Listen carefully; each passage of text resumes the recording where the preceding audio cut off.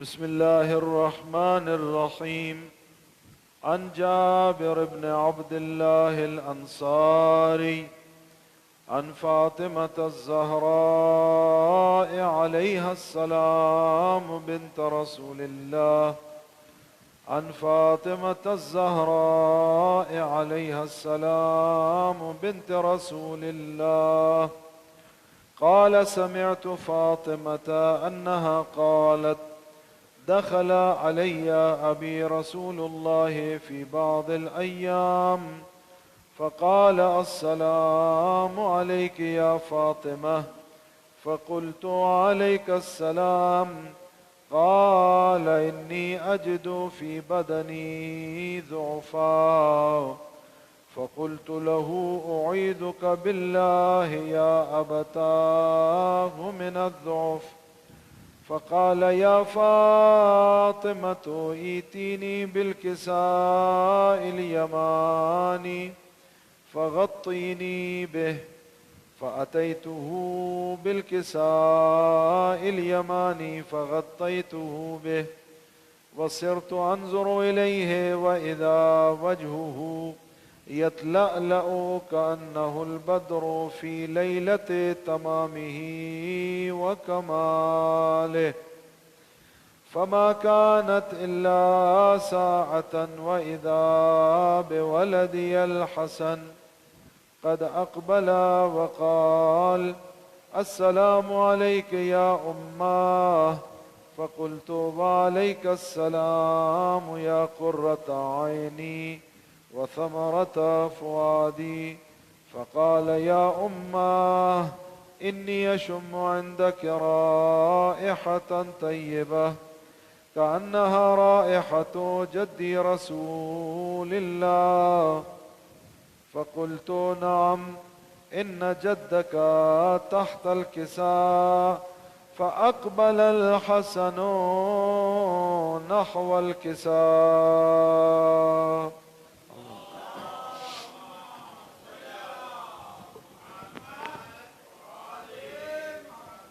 وقال: السلام عليك يا جداه يا رسول الله، أتأذن لي أن أدخل معك تحت الكساء؟ فقال: وعليك السلام يا ولدي ويا صاحب حوضي، قد أذنت لك.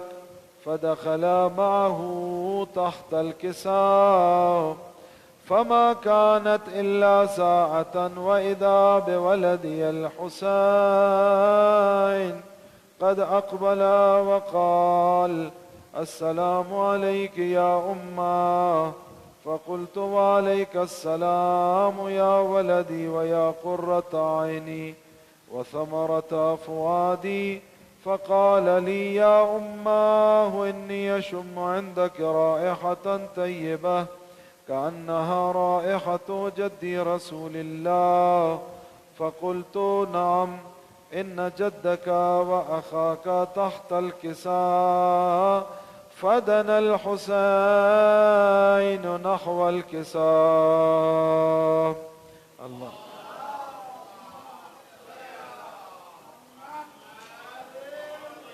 وقال: السلام عليك يا جداه، السلام عليك يا من اختاره الله، أتأذن لي أن أكون معكما تحت الكساء؟ فقال: وعليك السلام يا ولدي ويا شافع أمتي، قد أذنت لك. فدخلا معهما تحت الكساء. فأقبل عند ذلك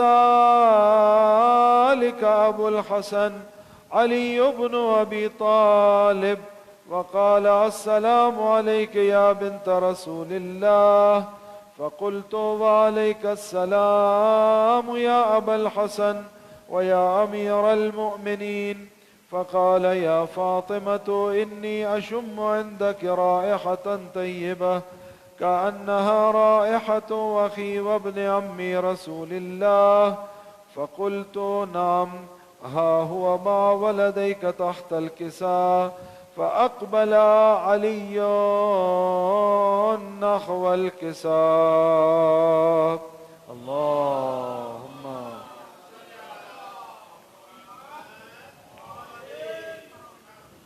وقال السلام عليك يا رسول الله، أتأذن لي أن أكون معكم تحت الكساء؟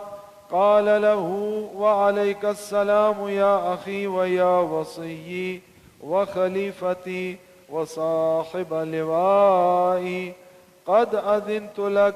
فدخل علي تحت الكساء، ثم أتيت نحو الكساء وقلت: السلام عليك يا أبتاه يا رسول الله، أتأذن لي أن أكون معكم تحت الكساء؟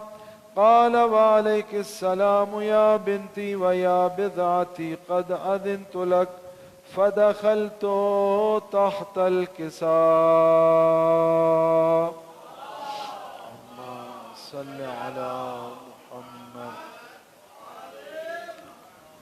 فلما اكتملنا جميعا تحت الكساء، أخذ أبي رسول الله بطرفي الكساء وأومأ بيده اليمنى إلى السماء وقال: اللهم إن هؤلاء أهل بيتي وخاصتي وحامتي، لحمهم لحمي ودمهم دمي، يؤلمني ما يؤلمهم ويحزنني ما يحزنهم. أنا حرب لمن حاربهم وسلم لمن سالمهم وعدو لمن عاداهم ومحب لمن أحبهم.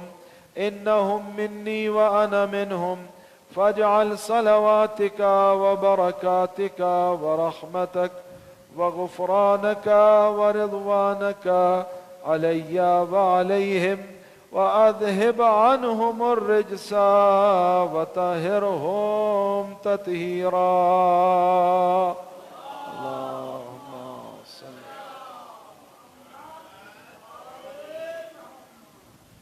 فقال الله عز وجل: يا ملائكتي ويا سكان سماواتي، إني ما خلقت سماء مبنية ولا أرضا مدحية ولا قمرا منيرا ولا شمسا مضية ولا فلكا يدور ولا بحرا يجري ولا فلكا يسري، إلا في محبة هؤلاء الخمسة الذين هم تحت الكساء.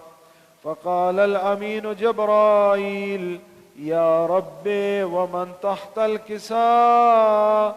فقال عز وجل: هم أهل بيت النبوة ومعدن الرسالة، هم فاطمة وأبوها وبعلها وبنوها. اللهم.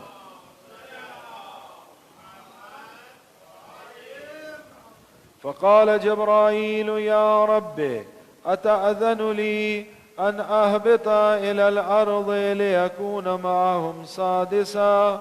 فقال الله: نعم، قد أذنت لك.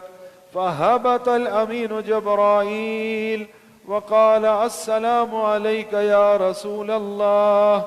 العلي الأعلى يقرئك السلام ويخصك بالتحية والإكرام، ويقول لك: وعزتي وجلالي، إني ما خلقت سماء مبنية ولا أرضا مدحية ولا قمرا منيرا ولا شمسا مضية ولا فلكا يدور ولا بحرا يجري ولا فلكا يسري، إلا لأجلكم ومحبتكم، وقد أذن لي أن أدخل معكم، فهل تأذن لي يا رسول الله؟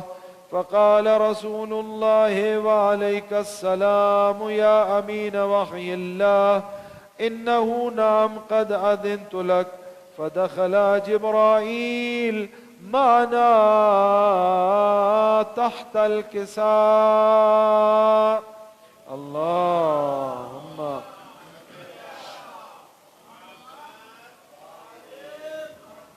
فقال لأبيه: إن الله قد أوحى إليكم يقول: إنما يريد الله ليذهب عنكم الرجس أهل البيت ويطهركم تطهيرا.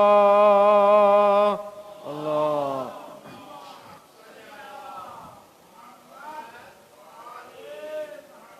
فقال علي لأبي: يا رسول الله، أخبرني ما لجلوسنا هذا تحت الكساء من الفضل عند الله. فقال النبي صلى الله عليه وآله: والذي بعثني بالحق نبيا واصطفاني بالرسالة نجيا، ما ذكر خبرنا هذا في محفل من محافل أهل الأرض وفيه جمع من شيعتنا ومحبينا إلا ونزلت عليهم الرحمة وحفت بهم الملائكة واستغفرت لهم إلى أن يتفرقوا. فقال علي: إذن والله فزنا وفاز شيعتنا ورب الكعبة. فقال أبي رسول الله صلى الله عليه وآله: يا علي، والذي بعثني بالحق نبيا واصطفاني بالرسالة نجيا، ما ذكر خبرنا هذا في محفل من محافل أهل الأرض وفيه جمع من شيعتنا ومحبينا وفيهم مهمومون إلا وفرج الله همه، ولا مغموم إلا وكشف الله غمه، ولا طالب حاجة إلا وقضى الله حاجته. فقال علي: إذن والله فزنا وسعدنا، وكذلك شيعتنا فازوا وسعدوا في الدنيا والآخرة ورب الكعبة.